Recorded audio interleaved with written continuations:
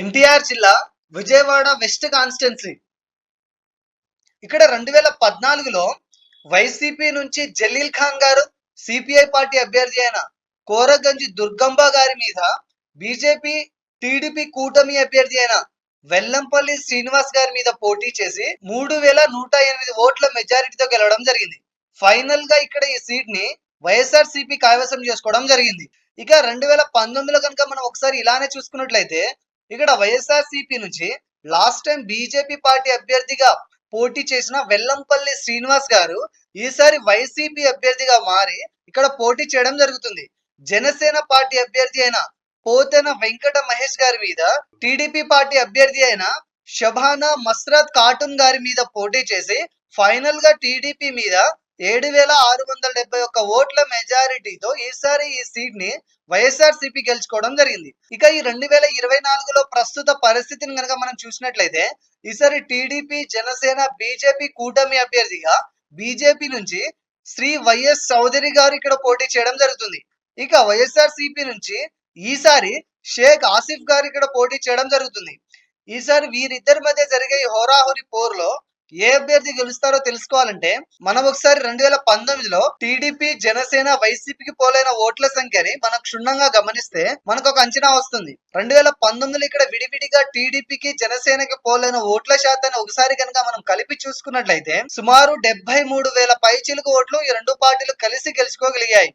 ఇక్కడ వైసీపీకి 58,000 పైచిలుకు ఓట్లు రావడం జరిగింది. అంటే 2019లో టీడీపీ, జనసేన కలిసి ఇక్కడ పోటీ చేసి ఉండుంటే ఇక్కడ లాస్ట్ టైం వైఎస్ఆర్ సిపి అభ్యర్థి గెలిచిన ఈ సీట్ 15,000 ఓట్ల మెజారిటీతో కూటమి అభ్యర్థి ఖచ్చితంగా గెలిచి ఉండేవారని తెలుస్తుంది. ఇక ఇప్పటి విషయానికి వస్తే ఈసారి ఇక్కడ గెలిపి ఎవరిది అంటే దీనికి సమాధానంగా ఆ టైంలో ఈ రెండు పార్టీలకు విడివిడిగా పోలైన ఇదే ఓట్ల శాతం ఈసారి కూడా చెక్కు చెదరకుండా అదే విధంగా ఇప్పుడు కూడా రిపీట్ అయితే ఖచ్చితంగా మంచి మెజారిటీతో ఈ సీట్ ని కూటమి అభ్యర్థి గెలిచే అవకాశం ఎక్కువగా ఉంది. కానీ ఈ గెలుపు అన్నది కొత్తగా ఈసారి పోలవ్వబోయే యువత ఓట్ల మీద కూడా ఆధారపడి ఉంటుంది. మారిన సమీకరణాలను బట్టి యువత ఎటువైపు మొగ్గు చూపితే ఆ పార్టీనే ఈ నియోజకవర్గాన్ని కూడా కైవసం చేసుకునే అవకాశం ఉంది. ఇకపోతే నెక్స్ట్ ఎన్టీఆర్ జిల్లా విజయవాడ సెంట్రల్ కాన్స్టిట్యున్సీ.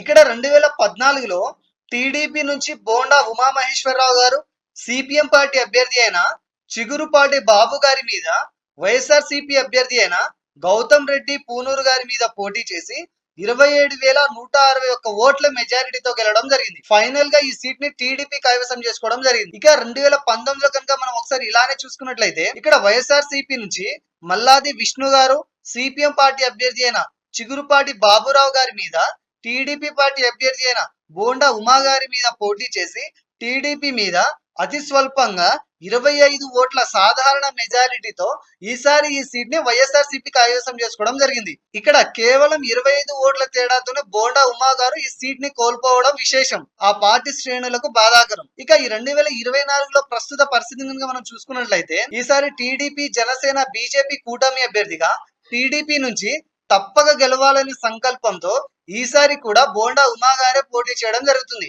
ఇక వైఎస్ఆర్ సిపి నుంచి వెల్లంపల్లి శ్రీనివాసరావు గారు ఇక్కడ పోటీ చేయడం జరుగుతుంది. ఈసారి వీరిద్దరి మధ్య జరిగే ఈ హోరాహోరీ పోరులో ఏ అభ్యర్థి గెలుస్తారంటే ఈసారి కూడా ఇక్కడ ఫలితం జరిగే హోరాహోరీ పోరులో పోటాపోటీ వాతావరణాన్ని తలపిస్తుంది. ఇక్కడ మనం అబ్జర్వ్ చేసిన గత రిజల్ట్స్ ప్రకారం అలాగే కొన్ని ముఖ్య సర్వేలను పరిగణనలకు తీసుకొని మనం వేసుకున్న అంచనా ప్రకారం ఈసారి కూడా కొంత ఎడ్జ్ మాత్రం కూటమి అభ్యర్థికే 100% ఉందని తెలుస్తుంది. కానీ ఈ గెలుపు అన్నది కొత్తగా ఈసారి పోలవ్వబోయే యువత ఓట్ల మీద కూడా ఆధారపడి ఉంటుంది. మారిన సమీకరణాలను బట్టి యువత ఎటువైపు మొగ్గు చూపితే ఆ పార్టీనే ఈ నియోజకవర్గాన్ని కూడా కైవసం చేసుకునే అవకాశం ఉంది. ఇకపోతే నెక్స్ట్ ఎన్టీఆర్ జిల్లా విజయవాడ ఈస్ట్ కాన్స్టిట్యున్సీ. ఇక్కడ 2014లో టీడీపీ నుంచి గద్దె రామ్మోహన్ గారు, వైఎస్ఆర్ సిపి అభ్యర్థి అయిన వంగవీటి రాధాకృష్ణ గారి మీద 15,503 ఓట్ల మెజారిటీతో గెలవడం జరిగింది. ఫైనల్ గా ఈ సీట్ ని టీడీపీ కైవసం చేసుకోవడం జరిగింది. ఇక 2019లో కనుక మనం ఒకసారి ఇలానే చూసుకున్నట్లయితే ఇక్కడ టీడీపీ నుంచి గద్దె రామ్మోహన్ గారు, వైఎస్ఆర్ సిపి పార్టీ అభ్యర్థి అయిన బొప్పన బావా కుమార్ గారి మీద జనసేన పార్టీ అభ్యర్థి అయిన బత్తిన రాము గారి మీద పోటీ చేసి వైఎస్ఆర్సీపీ మీద 15,164 ఓట్ల మెజారిటీతో గెలిచి ఈసారి కూడా ఈ సీట్ ని టీడీపీ కైవసం చేసుకోవడం జరిగింది. ఇక ఈ 2024లో ప్రస్తుత పరిస్థితిని కనుక మనం చూసినట్లయితే 2014, 2019లో పోటీ చేసి గెలిచిన టీడీపీ అభ్యర్థి గద్దె రామ్మోహన్ గారే ఈసారి కూడా ఇక్కడ కూటమి అభ్యర్థిగా టీడీపీ తరపు నుంచి బరిలోకి దిగడం జరుగుతుంది. ఇక్కడ వైఎస్ఆర్సీపీ అభ్యర్థిగా దేవినేని అవినాష్ గారు ఇక్కడ పోటీ చేయడం జరుగుతుంది. ఈసారి వీరిద్దరి మధ్య జరిగే హోరాహోరీ పోరులో ఏ అభ్యర్థి గెలుస్తారో తెలుసుకోవాలంటే మనం ఒకసారి 2019లో టీడీపీకి జనసేనకు విడిగా పోలైన ఓట్ల సంఖ్యను మనం క్షుణ్ణంగా గమనిస్తే మనకు ఒక అంచనా వస్తుంది. 2019లో ఇక్కడ విడివిడిగా టీడీపీకి జనసేనకి పోలైన ఓట్ల సంఖ్యని ఒకసారి కనుక మనం కలిపి చూసుకున్నట్లయితే సుమారుగా 1,13,000 పైచిలుకు ఓట్లను ఈ రెండు పార్టీలు కలిసి గెలుచుకోగలిగాయి. ఇక్కడ వైసీపీకి 67,000 పైచిలుకు ఓట్లు రావడం మాత్రమే జరిగింది. ఈ రిజల్ట్ ని దృష్టిలో పెట్టుకొని కనుక మనం ఆలోచిస్తే ఈసారి ఇక్కడ గెలుపు ఎవరిదేనంటే దీనికి సమాధానంగా ఆ టైంలో ఈ రెండు పార్టీలకు విడివిడిగా పోలైన ఇదే ఓట్ల శాతం ఈసారి కూడా చెక్కు చెదరకుండా ఇదే విధంగా ఇప్పుడు కూడా రిపీట్ అయితే ఖచ్చితంగా మంచి మెజారిటీతో ఈసారి కూడా ఈ సీట్ ని కూటమి అభ్యర్థి అయిన గద్దె రామ్మోహన్ గారే గెలిచే అవకాశం 100% ఉంది. ఇక్కడ కనబడుతున్న రిపోర్ట్ ని పక్కన పెట్టి కొన్ని ముఖ్య సర్వేలను పరిగణలోకి తీసుకొని పరిశీలించి చూడగా ఈ సీటు కూటమి అభ్యర్థి గెలిచే అవకాశం ఎక్కువగా ఉందని తెలుస్తుంది. కానీ ఇక్కడ గెలుపు అన్నది కొత్తగా ఈసారి పోలవ్వబోయే యువత ఓట్ల మీద కూడా ఆధారపడి ఉంటుంది. మారిన సమీకరణాలను బట్టి యువత ఎటువైపు మొగ్గు చూపితే ఆ పార్టీనే ఈ నియోజకవర్గాన్ని కూడా కైవసం చేసుకునే అవకాశం ఎక్కువగా ఉంది. ఇకపోతే నెక్స్ట్ ఎన్టీఆర్ జిల్లా మైలవరం కాన్స్టిట్యున్సీ. ఇక్కడ 2014లో టీడీపీ నుంచి దేవినేని ఉమామహేశ్వరరావు గారు వైసీపీ అభ్యర్థి అయిన జోగి రమేష్ గారి మీద 7,529 ఓట్ల మెజారిటీతో గెలవడం జరిగింది. ఫైనల్ గా ఇక్కడ ఈ సీట్ టీడీపీ కైవసం చేసుకోవడం జరిగింది. ఇక 2019లో కనుక మనం ఒకసారి ఇలానే చూసుకున్నట్లయితే ఇక్కడ వైఎస్ఆర్సీపీ నుంచి వసంత వెంకట కృష్ణ ప్రసాద్ గారు జనసేన పార్టీ అభ్యర్థి అయిన అక్కాల రామ్మోహన్ రావు గారి మీద టీడీపీ పార్టీ అభ్యర్థి అయిన దేవినేని ఉమామహేశ్వరరావు గారి మీద పోటీ చేసి ఫైనల్ గా టీడీపీ మీద 12,653 ఓట్ల మెజారిటీతో గెలవడం జరిగింది. ఇక ఈ 2024లో ప్రస్తుత పరిస్థితిని కనుక మనం చూసినట్లయితే టీడీపీ, జనసేన, బీజేపీ కూటమి అభ్యర్థిగా టీడీపీ నుంచి లాస్ట్ టైం వైఎస్ఆర్సీపీ నుంచి పోటీ చేసి గెలిచిన వసంత వెంకట కృష్ణ ప్రసాద్ గారే ఈసారి కూడా టీడీపీ అభ్యర్థిగా మారి పోటీ చేయడం జరుగుతుంది. ఇక వైఎస్ఆర్సీపీ నుంచి ఈసారి సర్నాల తిరుపతిరావు గారు పోటీ చేయడం జరుగుతుంది.